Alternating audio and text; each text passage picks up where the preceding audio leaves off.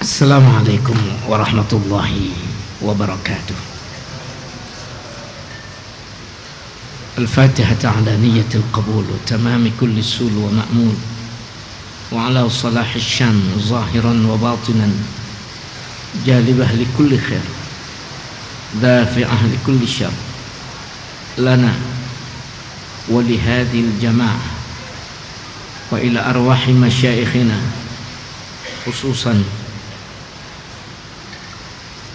Syekhina Kiai Haji Muhammad Syafi'i Hadami wa Syekhina Al-Habib Abdullah bin Hussein Syami wa Syekhina Kiai Haji Abdullah Syafi'i wa Syekhina Guru Hasan Murtaha wa ila hadratin Nabi Muhammadin sallallahu alaihi wasallam wa alihi wa sahbihi al-kiram.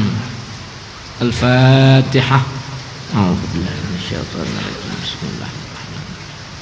Alhamdulillahi rabbil alamin arrahmanir rahim maliki yaumiddin iyyaka na'budu wa iyyaka nasta'in ihdinas siratal mustaqim siratal ladzina an'amta 'alaihim ghairil maghdubi 'alaihim waladdallin amin. Bismillahirrahmanirrahim.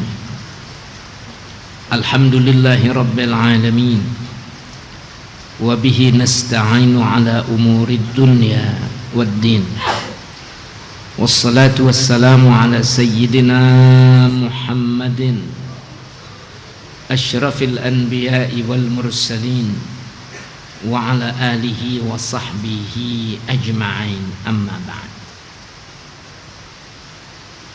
Faqala syekhul muallif rahimahullahu ta'ala wa adaman nafa'a bihi wa bi barakati ulumihi wa bikum fid daraini amin. Qala radhiyallahu ankum. Al-qawaidul khams, 5 kaidah dasar dari segala cabang-cabang fikih. Bapak, Ibu, Saudara, anak-anakku sekalian, sejak beberapa kali pertemuan pada giliran saya, kita memang secara spesial membicarakan fiqh. Beberapa kali saya membicarakan yang menjadi dasar fiqh, yaitu usulul fiqh kemarin ya.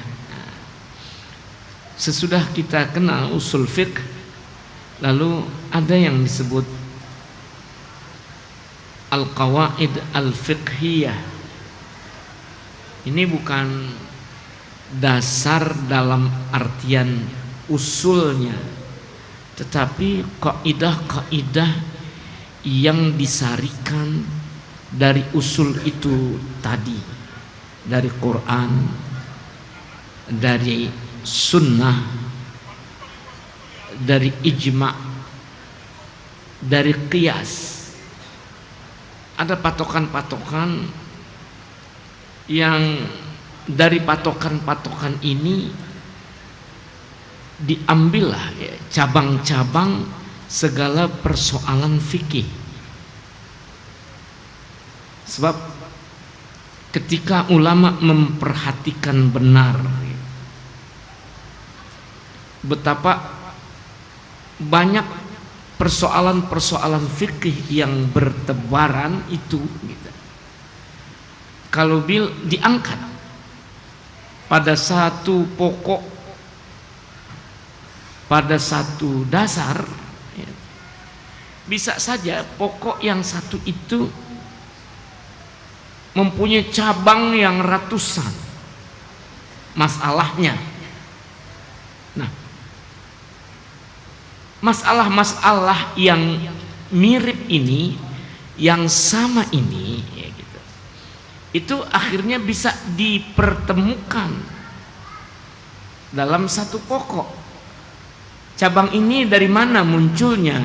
Nah, gitu loh ya. Nah, tentu ada pokoknya. Bila pokoknya ini kita sebut sebagai kaidah, maka kaidah itu akan menimbulkan masalah-masalah. Sehingga ada kitab yang besar yang dipuji oleh para ulama karena bagus susunannya. Berhubung dia agak kebelakangan sedikit ditulisnya, ya, di antara kitab-kitab yang lama, semakin direvisi, semakin ditahqiq, diteliti, lebih teliti lagi, jadi susunannya lebih bagus dari yang sebelumnya. Begitulah yang diperhatikan oleh para ulama.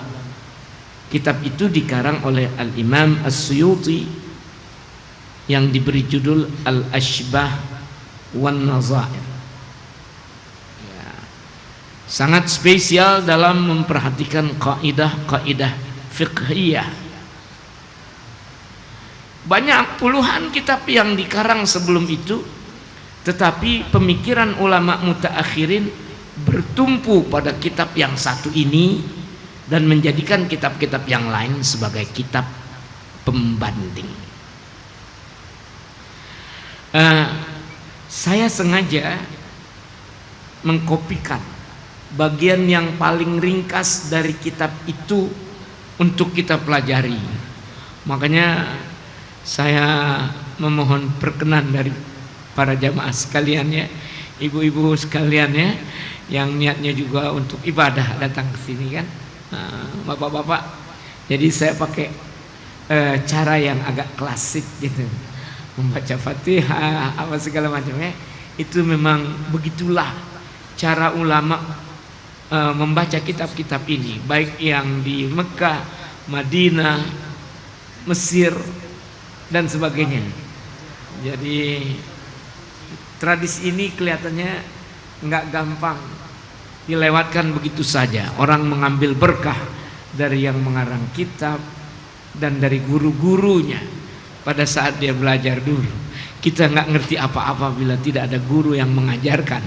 Oleh sebab itu dalam tradisi yang ada di masyarakat, maaf ibu, ya, masyarakat saya kayak gitu, itu sering itu membaca Al-Fatihah yang insya Allah pahalanya ditujukan kepada masyaikh, guru-guru yang telah lebih dulu itu.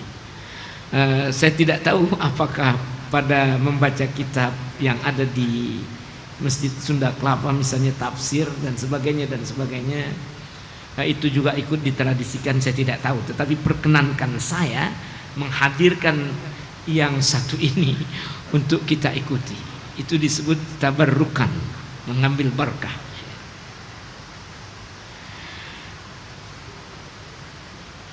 Ulama pernah menjelaskan bahwa sebetulnya bila diringkas terus, bahwa segala persoalan-persoalan yang disebut cabang-cabang fiqh itu, al-furu' al-fiqhiyah, cabang-cabang furu' fiqh itu bisa dirujukkan hanya kepada satu kaidah. Saya di suatu saat pernah dekat-dekat dengan Al-Allamah Kiai Haji Ad-Doktor Nahrawi Abdus Salam. Nahrawi Abdus Salam ini termasuk orang yang dijadikan sebutan di Al-Azhar University. Dia pernah mendapat predikat sarjana terbaik dari Asia Tenggara di bidang fikih. Orangnya biiznillah kebetulan orang yang lahir dari Jakarta, Syekh Ad-Doktor Nahrawi Abdus Salam. Di zaman Bung Karno dulu dia diharapkan bisa kembali ke Indonesia untuk berkiprah di Indonesia dalam bidang keagamaan, karena nilainya yang sangat bagus itu summa cum laude dalam fiqh. Jadi belum ada Pak Quraisy Shihab, belum ada yang belakangan gitu. Dia yang duluan. Dan disertasinya dalam fikih ini tentang fatwa-fatwa Imam Syafi'i, qaul Syafi'i qadim dan jadidnya itu dijadikan judul disertasi dia. Itu menurut yang menyaksikan, buku itu langsung laku di pasaran. Kalau orang sekarang sebut the best seller di kalangan ulama, karena nomor satu ngurusin persoalan ini dengan seriusnya, dan dia bilang apa yang aku kerjakan di sini belum pernah aku dapati dikerjakan oleh orang lain sebelum aku gitu. Tapi ada satu bagiannya, bukan buku itu belum dikerjakan oleh orang lain ya. Jadi Al-Imam Syafi'i fi madhhabaihil qadim wal jadid. Ya, itu judul dari disertasi beliau. Dia sempat berkomentar, ada yang aku kerjakan dan belum pernah dikerjakan oleh orang lain. Di Jakarta Islamic Center itu pernah saya ungkap. Saya katakan ini memang benar dan menjadi bagus omongan itu ya, karena memang ada buktinya gitu. Tepatnya karena alhamdulillah dia kan datangnya belakangan. Jadi ada celah-celah yang sangat mungkin untuk beliau tatap secara cermat, yaitu dia yang membuat peta dari keseluruhan ulama-ulama mazhab Syafi'i, Mesir, Mekah, Madinah dan seterusnya dan seterusnya.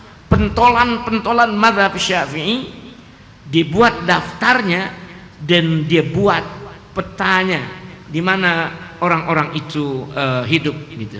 Ini yang dari Khurasan, ada istilah ini yang mawara an-nahr, yang di balik sungai, apakah sungai Dijlah atau sungai apa, pokoknya ada istilah yang berkembang di kalangan para ulama seperti itu.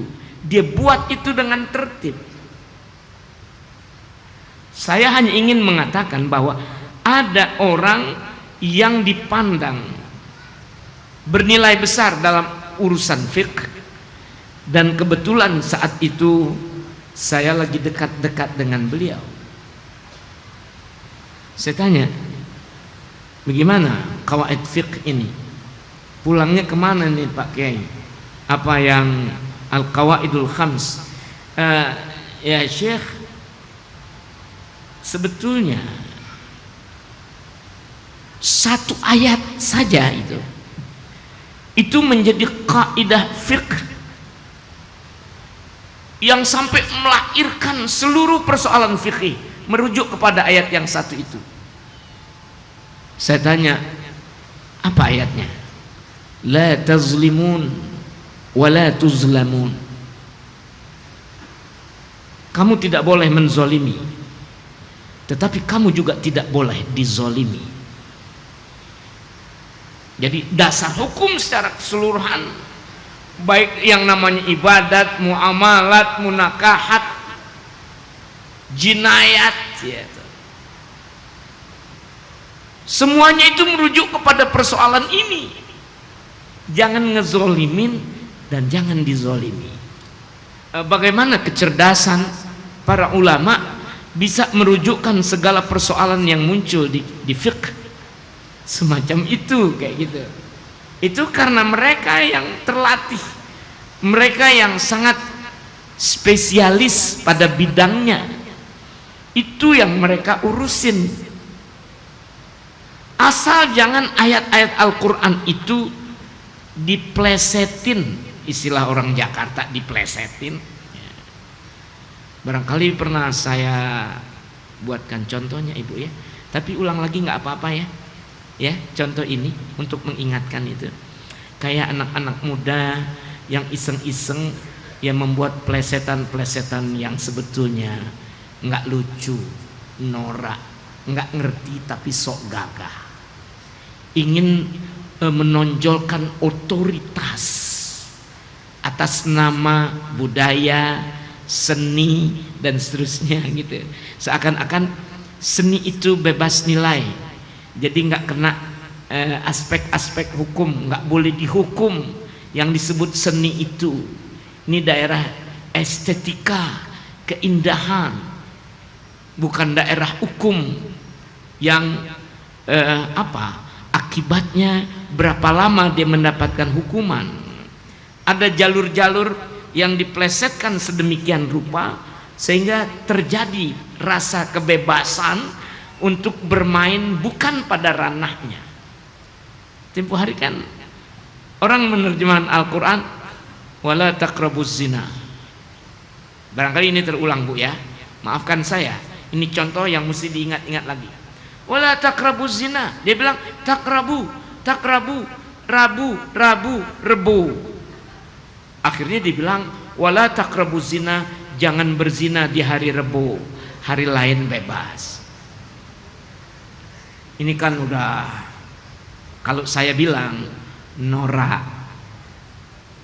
Nggak ada pemikiran yang cerdas di sini.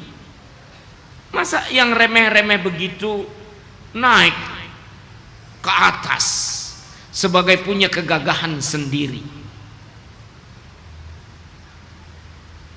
Waktu Fulan bin Fulan, Arswendo Atmo Wiloto, ya kan? Nulis di dalam tabloidnya, dia bikin apa istilahnya itu,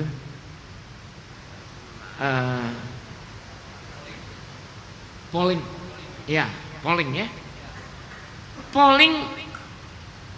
siapa yang paling digemari, paling ini, paling itu, dijejerkannya gitu. Nama-nama yang sebetulnya Anda salah mensejajarkan segala nama itu dengan hadrat Rasulullah. Tapi dia buat pollingnya karena dia juga tahu medannya gitu. Disebar kepada siapa saja medan ini. Kok tahu-tahu Nabi Muhammad dibandingkan dengan Elvi Sukaisi?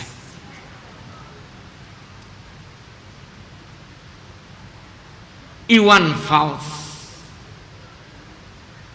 terus tokoh-tokoh ini, tokoh-tokoh itu, parameternya apa? Dan sampaikah itu gitu, polling itu kepada masyarakat dunia? Karena Nabi Muhammad punya dunia, bahkan punya akhirat gitu.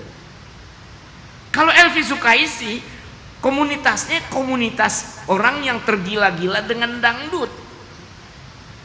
Dari tahun berapa dangdut itu mulai melonjak ke atas sampai lahirnya Mbak Elvi Sukaisi itu gitu loh. Kurangnya pendek kata, yang mau ditonjolin di sini ada suatu otoritas. Otoritas, maaf ya, saya sebut sekali lagi, kenorakan. Kenoraan agar bisa diberi nilai sebagai sesuatu yang ilmiah. Nggak ada kaitannya. Nah, inilah yang mesti dijaga dalam memahami ayat-ayat Al-Quran, lalu sampai timbul pada yang disebut kaidah-kaidah. Dalam hal ini ulama mampu mengangkat satu ayat menjadi rujukan dari setiap persoalan yang muncul di dalam urusan fikih. La tazlimun wa la tuzlamun.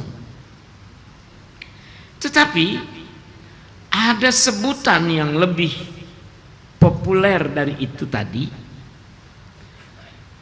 Mereka menyebut al-qawaidul khams, 5 kaidah. 5 kaidah pokok yang bagaimanapun urusan fikih nggak pernah keluar dari 5 itu.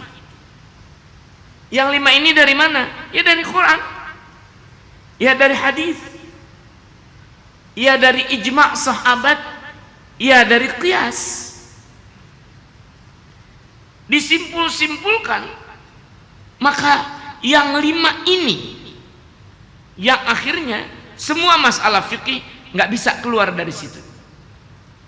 Bila dia keluar dari sana, akan terjadi sesuatu yang disebut menyimpang. Nah, ini untuk pengajian yang ada di tempat kita, Masjid Sunda Kelapa ya, Masya Allah, masjid ibu kota nih. Alhamdulillah, ibu-ibunya saya dengar ada yang begitu punya perhatian, datang dari jauh-jauh. Alhamdulillah ya, himmahnya gede nih. Saudara-saudara, bapak-bapak sekalian, saya girang bener ini. Ini sebetulnya pengajiannya udah agak serius nih, kayak gitu ya. Artinya biasanya kalau nggak pesantren, maka fakultas syariah kayak gitu loh ya, yang ada di UIN, sekarang UIN ya, dulu IAIN. Ini adalah bagian-bagian yang menyebabkan mereka nggak berhasil menjadi sarjana kalau nggak kenal ini. Saya menyederhanakannya untuk kita lesehan kayak gitu ya, sambil lesehan, jadi nggak di ruang kuliah. Tetapi ya siapapun pada saatnya akan mempunyai level yang sama, membetulkan ibadahnya, membetulkan hidupnya, membetulkan cara dia berhadapan dengan makhluk Allah dan dengan Allah sebagai khaliknya.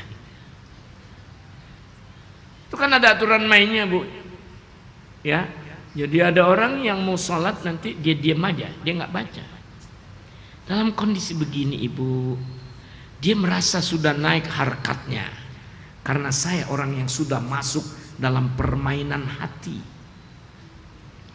Dia nggak tahu bahwa ibadat pun ada petunjuknya. Jadi ibadah suatu kepatuhan. Kau sedang mengaku engkau adalah hamba dan engkau sedang memantapkan rasa bahwa sebagai hamba kau punya Allah yang kau sembah itu. Oleh sebab itu, pernyataan yang paling jelas benarnya, bila seorang lagi ibadah itu ngikutin peraturan, bukan membuat peraturan. Dari sini Anda harus ngerti bahwa ngatur bukan siap diatur, itu sebuah otoritas berlebihan yang dimunculin dan berhak untuk disebut plesetan. Plesetan orang nggak benar. Seorang, Bung, Anda tahu nggak ya? Ini kan ibadat ya. Kalau Anda berkata ibadat Anda adalah urusan hati saja, gitu loh ya. Inti nggak dibikin lebih banyak makhluk-makhluk ruhani ketimbang Anda, malaikat namanya.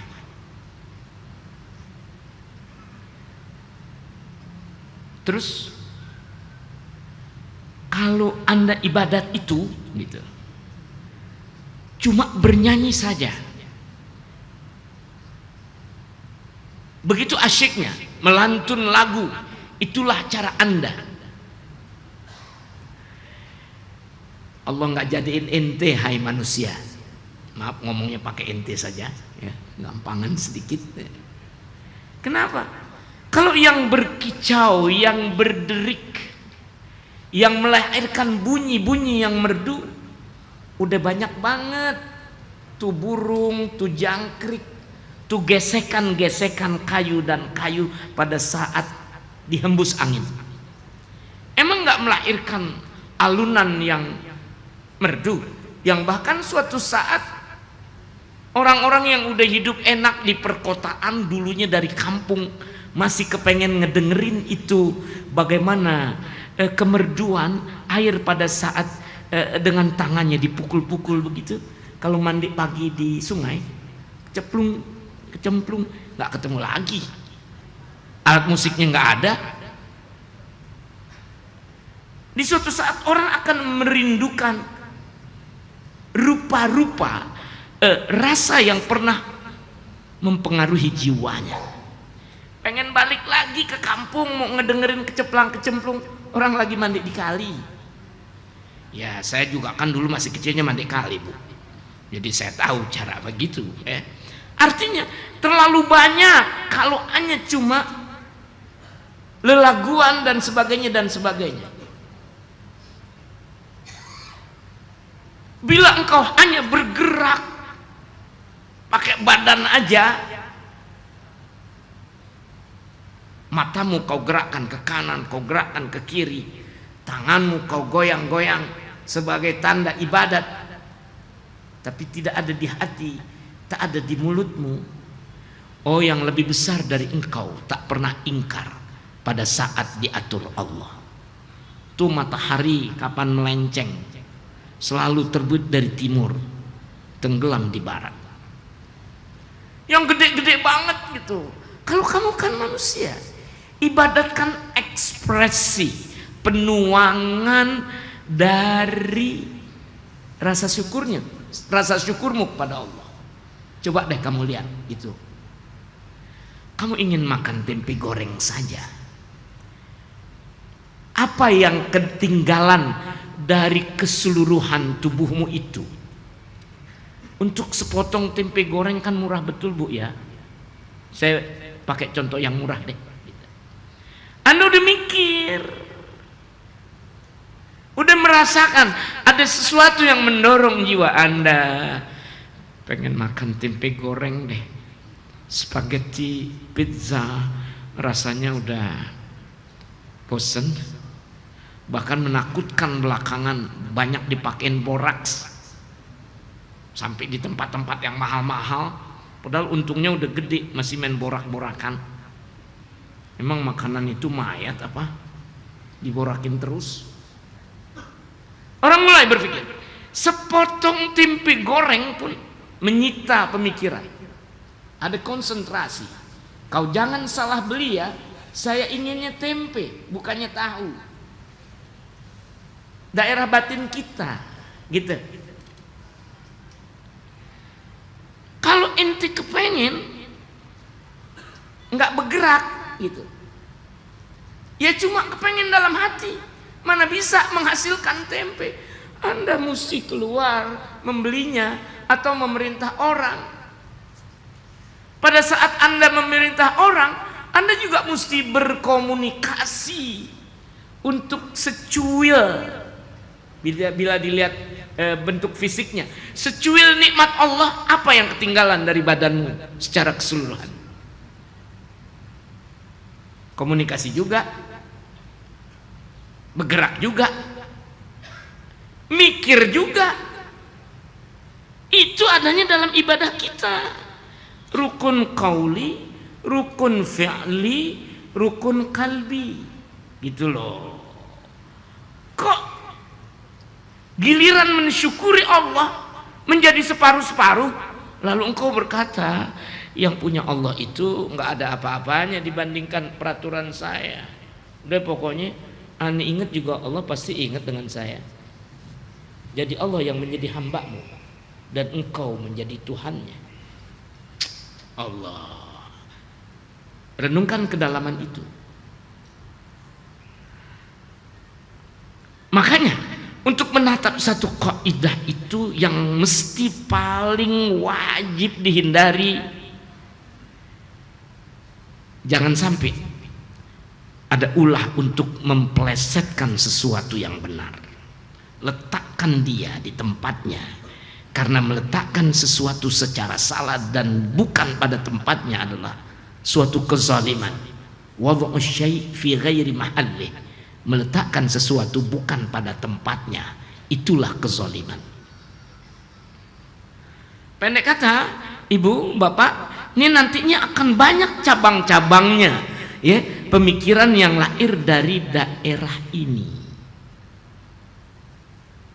Saya agaknya suka merasa teman-teman ingin bertanya kepada saya, Pak Saifuddin, Anda kan orang NU. Sebutan saya, Ibu, minta maaf ya, saya disebutnya Rais Syuriah PBNU. Jadi ketua bagian Syuriah, bagian konsep-konsep kayak gitu, bukan bagian pelaksana, yang bertugas di PBNU, pengurus besar Nahdlatul Ulama, ya. Tapi teman-teman tuh nggak pernah mendengar atau melihat saya dalam ceramah-ceramah saya, dalam ini dan itu saya, misalnya ngomong seperti yang lain ngomong, wallahul muwaffiq ila aqwamit thariq. Anda kan suka dengar ya. Bagaimana Pak Saifuddin? Apakah bila saya tidak membaca itu berarti saya bukan orang NU? Orang yang lebih atas dari saya generasinya juga pernah melakukan seperti yang saya lakukan, gitu. Dulu ada model mengucapkan Assalamualaikum yang oleh karena sesuatu hal diucap dengan Assalamualaikum waalaikumsalam. Para jamaah, bukan soal keindahan susunan, keinian, keituan, tetapi ini maunya apa gitu loh. Karena kalau udah disebut Assalamualaikum warahmatullahi wabarakatuh, kata Assalamualaikum itu udah mencakup perempuan, sehingga tambahan kata waalaikunna itu melahirkan pertanyaan gitu, di mana letak keindahannya? Apakah bukan justru melahirkan keburukannya karena sangat menyimpang dari aturan tata bahasa menurut sistem keindahannya yang disebut dalam bahasa Arab al-balaghah. Nggak nyampe orang doa waalaikumsalam perempuan semuanya ngikut kok. Jadi ini kelebihan atau tidak? Begitulah koreksi terhadap itu.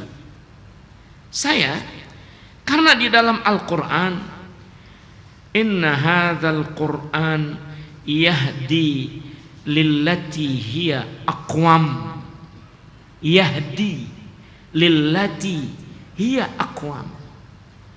Quran memberi petunjuk kepada sesuatu yang lebih teguh.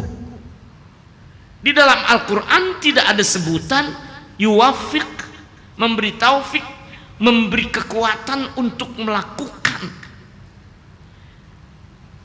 Wafaqa yuwafiqu itu artinya memberikan kekuatan pada diri hamba untuk melakukan suatu ibadat. Jadi Allah ketika orang itu udah dapat hidayah, hidayah itu mandul bila tidak diberikan taufik.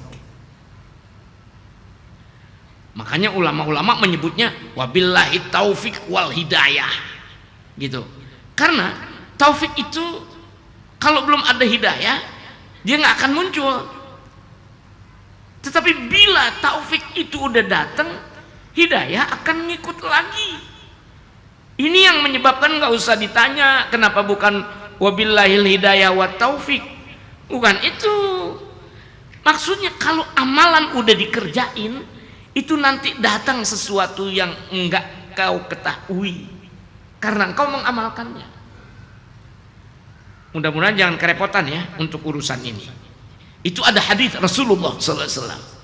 Jadi ini yang dikesani oleh ulama. Saya tidak setuju mengatakan saya menjadi salah secara NU karena urusannya nggak sampai ke situ-situ. Tetapi jadi persoalan nanti maunya apa menyebut itu. Saya tidak mengkritisi kepada ucapan itu, karena itu menurut saya sah juga mereka mau begitu. Tetapi yang di Quran bukan itu. Inna hadzal Quran yahdi lillati hiya aqwam. Jadi untuk aqwam yang digunakan dalam Al-Quran adalah yahdi, bukan yuwafiq, memberi hidayah kepada yang lebih teguh. Hal-hal yang serupa nantinya, saudara, karena kita akan masuk dalam mempelajari kaidah fikhiyah.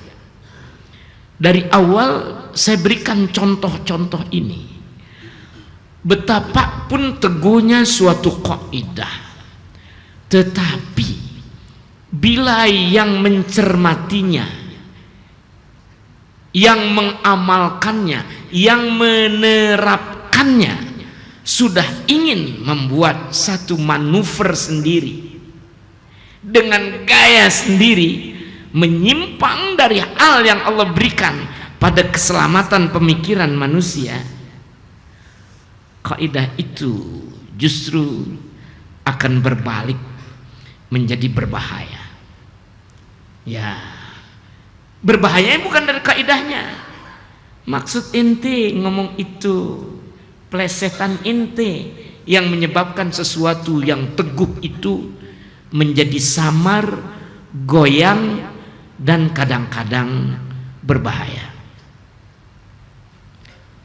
Maju tak gentar, membela yang benar. Tuhan bersama kita. Ini zaman saya SD, di televisi Gelora Konfrontasi. Yang usianya kayak saya, di atas 50-an, masih ngelihat itu di tahun-tahun 63 ya, 62. Ada kepalan tinju di layar kaca. Blek. Ya, Gelora Konfrontasi. Tuhan bersama kita. Kan begitu. Tuhan bersama kita. Innallaha ma'ana. Kekuatan apa yang bisa menyerang kita bila Allah bersama kita? Nah, bagaimana dengan orang ateis?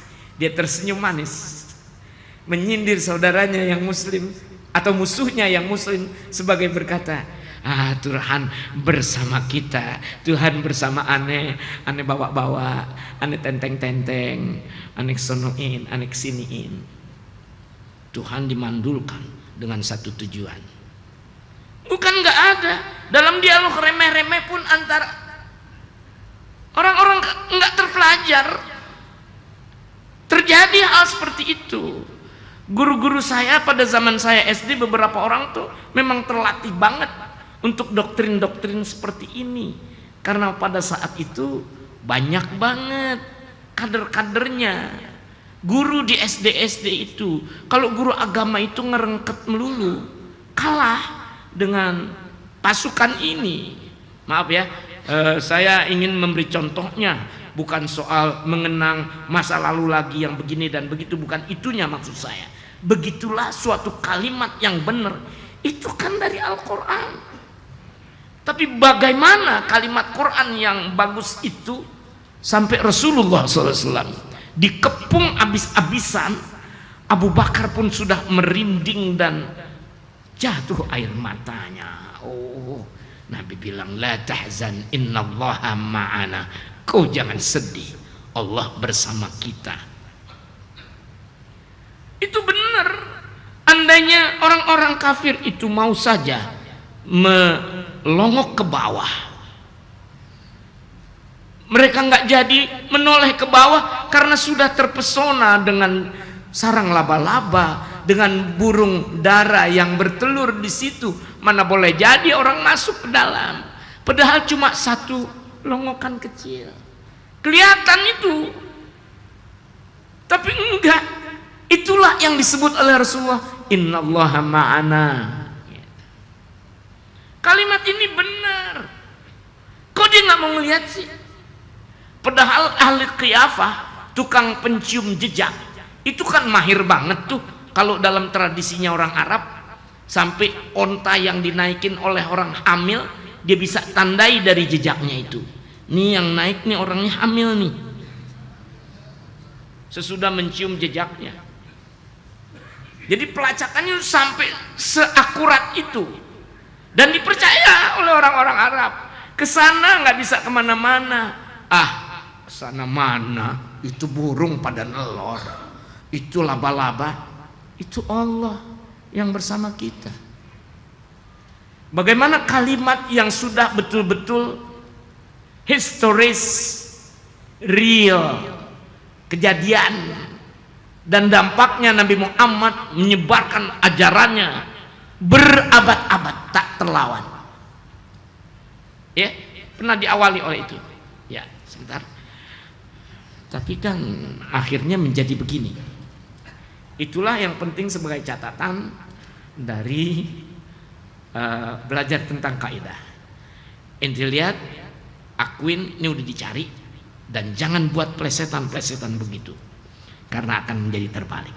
Jadi saya sudah mengemukakan sesuatu yang sangat penting, jangan diplesetin ya. Itu berakibat dan berdampak sangat buruk. Nah, saya akan masuk saja ya, bagaimana menggambarkan kekuatan kaidah-kaidah itu. Artinya ini menjadi satu jalinan yang sebetulnya kokoh.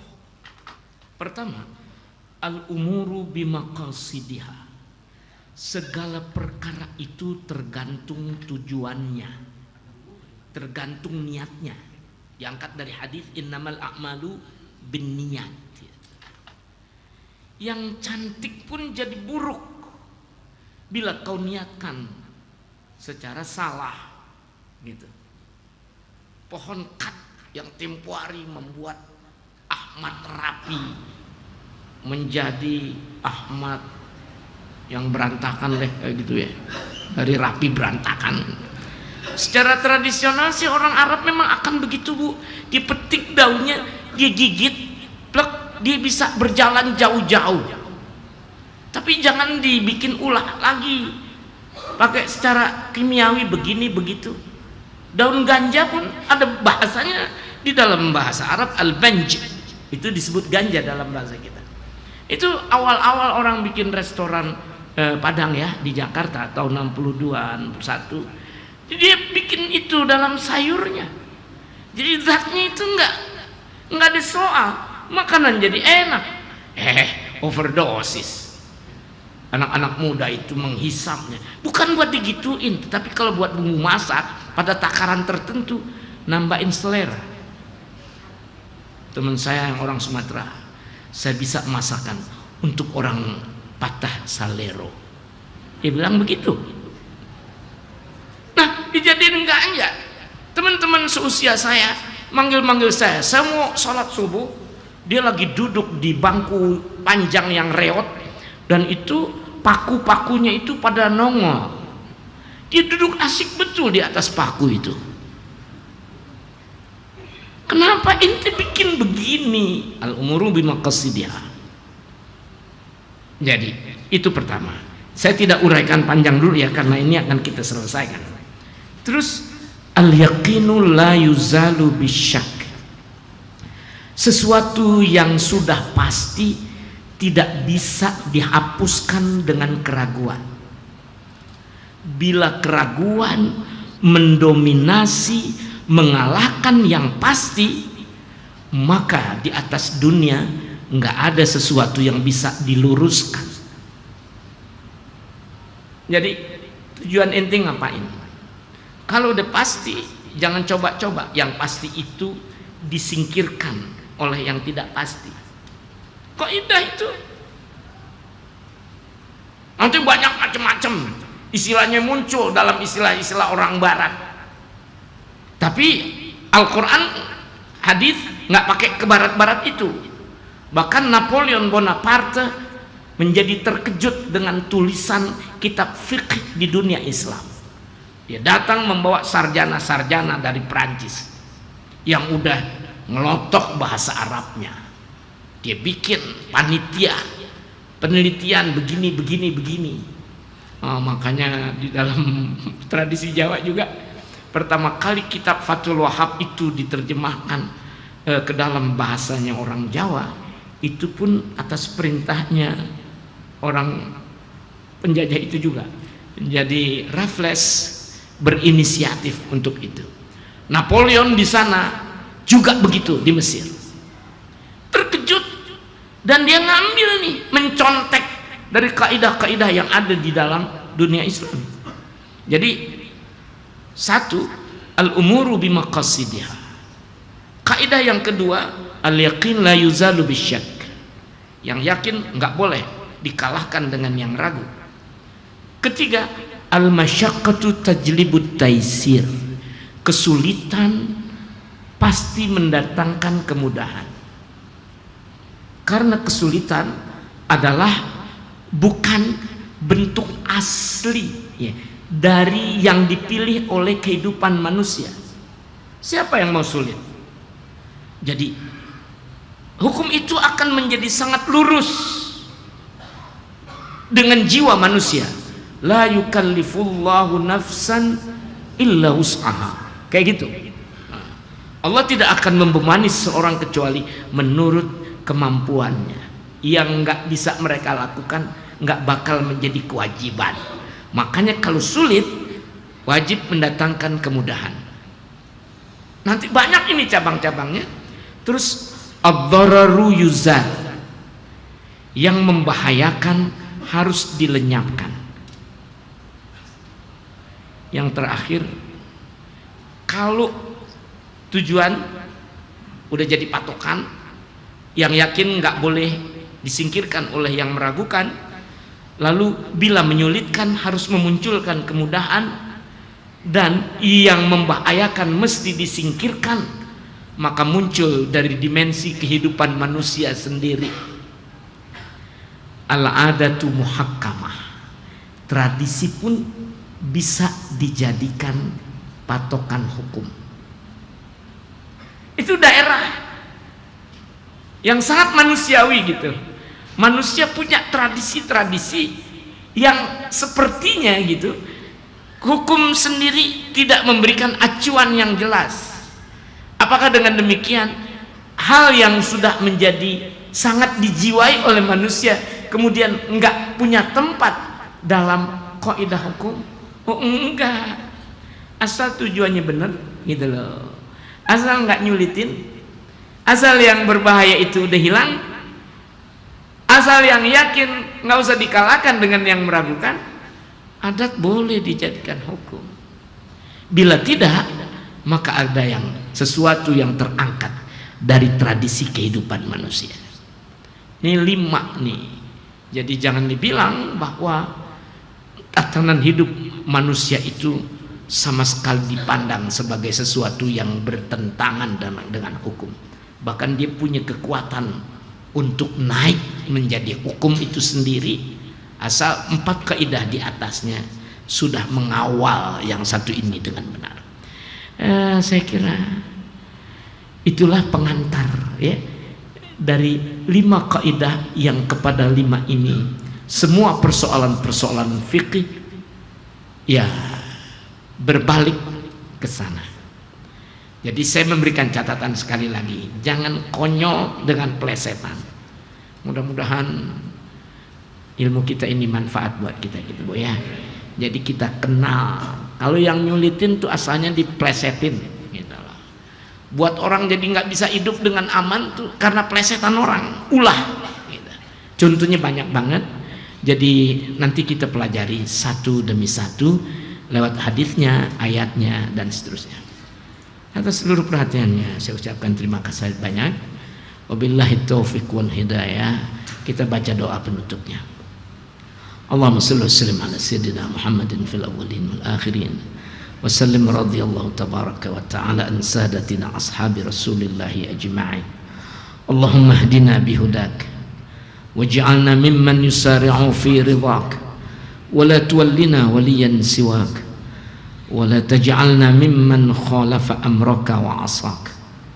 Allahumma ij'alna wa auladana wa dhurriyyatana min ahli al-ilmi wal khair ولا تجعلنا وإياه من أهل الشر والضير إنك على كل شيء قدير وافتح علينا وعليهم فتوح العارفين برحمتك يا أرحم الراحمين اللهم بارك لنا في أولادنا وذرياتنا ولا تضرهم ووفقهم لطاعتك وارزقنا برهم وصلى الله على سيدنا محمد النبي الأمي وعلى آله وصحبه وسلم الحمد لله رب العالمين.